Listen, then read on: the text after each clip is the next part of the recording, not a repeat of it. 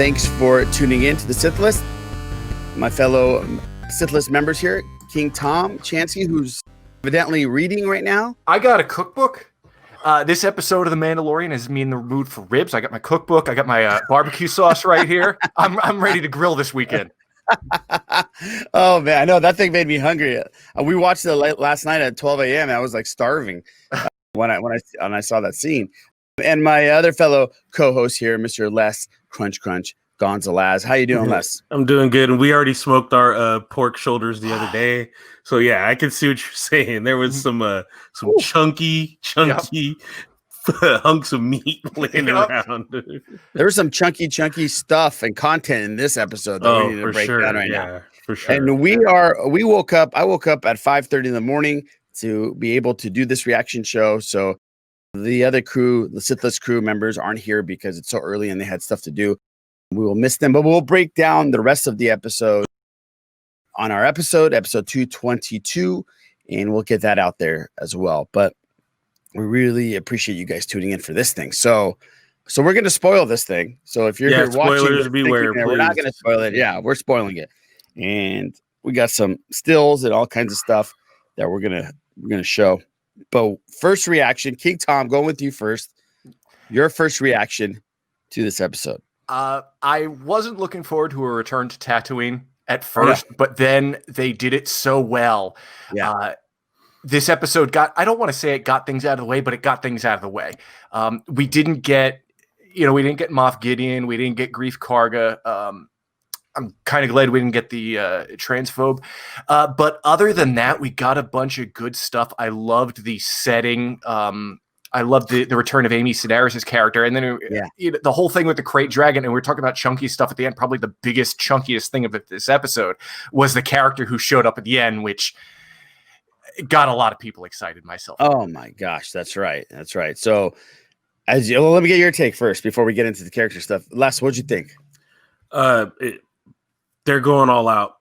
They're really, really going all out. Either Favreau and Filoni and Lucas, all of them got together and said, look, let's finish wrapping this thing. Let's get it going. There's a pandemic. We need to do something where I really feel that the people behind the scenes did something where they just go, let's just throw everything into the soup. It's going to taste good. You just load your pizza. You just load it, and they just loaded it with so much stuff.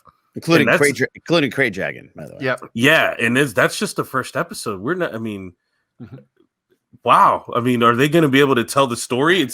Are they going to be able to continue this? It's going to be something where you go, dude. They put so much into it, right? And you know what? I have no problem with that. I'm here for it. Let's do it. Yeah, I am too. I was a little worried because, like King Tom said, going back to Tatooine, I was like, oh man, are we doing this again? And then seeing the same characters pop up in Tatooine, which I love her. What was her name again?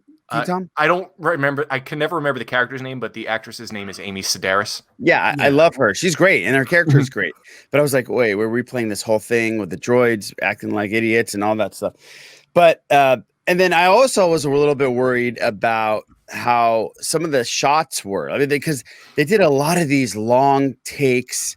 And these like montage shots of them getting from one place to another. And I was like, we need to pick this up a little bit. Like, let's do this. Maybe because it was midnight, but it was fantastic. Like, don't get me wrong. I was like, by the end of it all, it was phenomenal. And I thoroughly enjoyed it. At the same time, the episode was 51 minutes long compared to last season where they were like 35, 38. So they had time to pad out with that extra. Yeah, stuff. I figured that. And how much more content are you going to put in there, really? I mean, like they had to stretch it out a little bit. I totally get it. And once Timothy Oliphant showed up, I thought it was great. What was your first reaction when he first stepped in to the bar? Well, you know what? Let's check out just that second.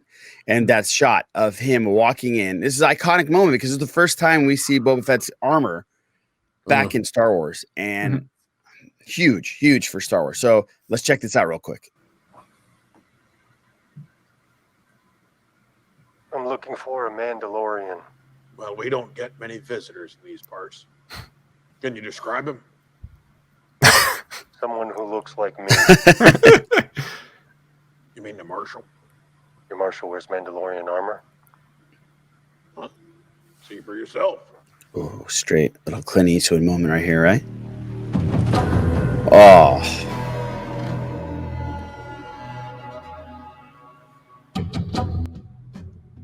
oh, just so cool. Oh, bro. Mm-hmm. So that's that right there, man. Uh-huh. It threw me off a little bit when I saw him wear that really cool style and turtleneck. You know what I mean? Like Yeah. like Boba's coming out of Fashion Week, New York City. But then it took me like 10 seconds to get used to it. Mhm. And he's kind of like skinny Boba Fett, like he's like on keto. He doesn't have the cape either. He doesn't have the cape either. That's right. Yeah. I mean, yeah, automatically I'm like, that's not a Mandalorian. Mhm. Right Oh, away, yeah, I'm like, yeah, you can that tell is- instantly. Yeah. At first I thought it was gonna be a joke. Like I thought it was like some comical dude, like just the way he was standing.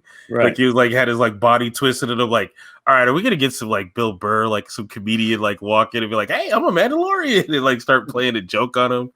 Right. Exactly. And then the big one was when he started to take his helmet off. Yeah. And Din is standing there like, what the hell? How dare Like, you? what- Yeah. How what? dare you? Exactly. Super cool though. Super cool. I thought Timothy Olyphant was great. It's such a perfect role for him coming out of, from Deadwood. Yes. He's so great at those roles. Just awesome. Have you guys read the Aftermath books? I read some of it. Yeah. So I I've read. not touched them. Okay. Yes, I've read his character in there. Okay, so you kind of knew, aside from because it was spoiled or leaked or however you want to put it, that Timothy Olyphant would be in this season. That there's a chance he would be playing Cobb Vanth. Yes. And if you follow the story, you know that Vanth has Boba Fett's armor. What did you guys think of him having that? Of how they presented it? I thought it was fine. I thought it was great. I had no problems with it, and I love the flashback scene, and we got to see that scene play out. Yeah, I thought they did it well, but it is different from how they had it in the book. The book, yeah. Right. In the book, he was a slave to this crime syndicate, and he fought someone else at the Sandcrawler for the armor. Right, that's right, and it's so weird. They went away from because they're both supposed to be canon, right? They are, and the other thing is in the book, the people of that town teamed up with the Tusken Raiders to get rid of that guild. That's right. So maybe they wanted to simplify it. Right. Yeah. Huh, that's interesting. But I still thought they did it very well. Yeah, no, I did too. Do you think that we're going to see him back in that armor ever again? Timothy Olyphant? Olyphant. No, I don't think so. So we've seen the last of Olyphant. It was just one episode. At least the last of him in the armor. They might do something at the Yeah, he might come back, but I wouldn't see him in the armor again. Yeah, that Okay. armor is going back. That armor is destined for something else. Yeah. Well, yeah. Is that, or let's talk about that next. Is the armor going back to what we see at the end? Now we see a big spoiler at the end. We're just gonna jump around all over this play, all over this episode, but let's go to the scene that everybody's going to be talking about. Mm-hmm.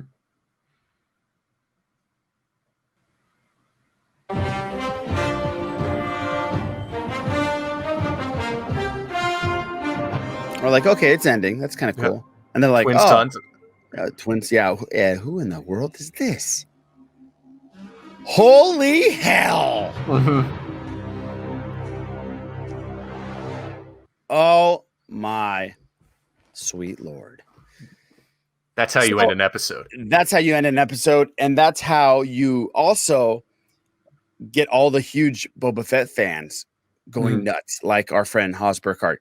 I can't imagine the grin on his face when he saw that. So how cool, how great was that? We had rumors that Morrison was going to be in this season, but a lot of people jumped to the conclusion that Oliphant was going to be Boba Fett and then Morrison's going to be Rex.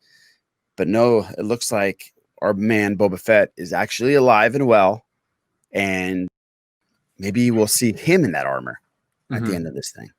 It only makes sense. It only makes sense that the armor was recovered. We get that shot.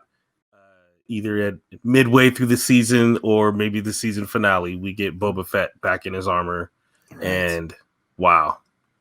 I wouldn't be surprised if they delayed the return until next season, just because that, they set it up in the middle of last season. Right. I'm just wondering how it would work, because I would think that his ship would still be on Tatooine. Slave One, which I would love to see that. Can you imagine Slave One and Razor Crest next to each other? Oh, but why God. It looks like why hasn't he left? Yeah, judging by the rifle and the gaffy stick on his back, it looks like he's tussled with the Tuskens. Mm-hmm. So why has he been hanging out on Tatooine? Right. Well, they obviously jacked his armor, right? Yeah. And then he's been just trying to get it back or just stranded. It looked like he had a scar. Yeah, he sure did. Yeah, running down his... But wouldn't that be from the Sarlacc? Yes, I would imagine. And would that be how the Sarlacc... So the idea is that he fought his way out of the Sarlacc, right? Or that it spit him out? Well, there's all kinds of different theories, right? The Crate Dragon came along and ate the Sarlacc. It helped him escape. Ooh. Because they did say that, Les, in a way. They said this used to be a Sarlacc pit, and it's like no good thing is the seed is like when you eat the Sarlacc. Yeah. So interesting, Les. Interesting. Yeah. But at the end of the day, he's not a Mandalorian, Boba Fett. We don't know. He wasn't in the old canon, and then in the Clone Wars, someone said something, but it's up in the air. It's up in the air. Okay, there's gray area. And you know what's great about Star Wars? They love that gray area. Yeah. Unless a Jedi is involved. Well, because... that's right. That's true. Because Den is not a Mandalorian, right? No, he's a foundling. But he's brought up as a Mandalorian with their creed. Yeah. There's a lot of that going around, right? A lot of the... like the old medieval style where like you would take the hostage of the person you beat and raise them as your own, and then send them back, and they would have your ways and their ways mixed in. So kind of like the Last Kingdom there, Les. Yes, yeah, exactly. But there's some cool things. Like I did some screenshots of some cool shots. Like how beautiful, how great is this crate monster? I mean, look at that shot right there. Thing was straight, and I loved there was some scenes straight out of Jurassic Park. I thought seeing the crate monsters through the characters, super cool, very Jaws-ish as well, especially the way they killed him or her. I don't know, the crate. Oh, it's probably her actually. She had eggs. Yeah, love this scene. I know it was different, but I loved how you could see through Boba Fett's armor. Helmet and through his scope thing. That was rad. And we get a call back from the old toys, by the way. We never see that. Do we ever, even in Clone Wars, do we ever see that the missile shoot out from the back? From the jetpack? We do. Attack of the Clones. Django does it. Yes, Django. But Boba doesn't do it ever. No. Yeah. Very cool. I was telling Lorena, she was watching and I freaked out. And I go, that's straight from the toy. That's straight from the old school toy that got discontinued. Very cool. And obviously, this, you know what I loved about the whole thing is that majority of the scenes that we got, and I think King Tom, you might have said this, or Eric said this on our podcast.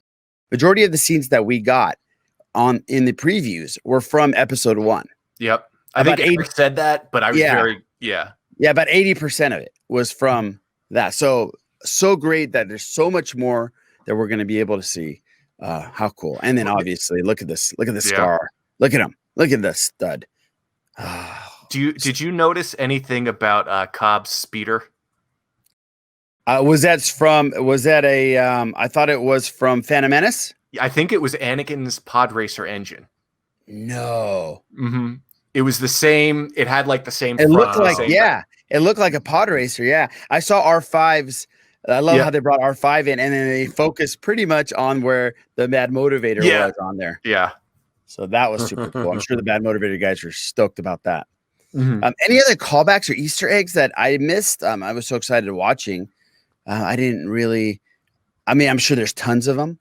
Yeah, a lot of like the aliens, the Gamorreans fighting at the very top of the episode. Again, Gamorreans, do some squats, do some leg presses, because you guys need to step it up on your leg day. really, really heavy on top, really skinny on bottom. Come on, guys. Yikes. All right. In conclusion, we'll let you go and go watch it again, like we're going to go do. But in conclusion, I will, out of 10, King Tom, what do you rate this thing? 8.5. Okay.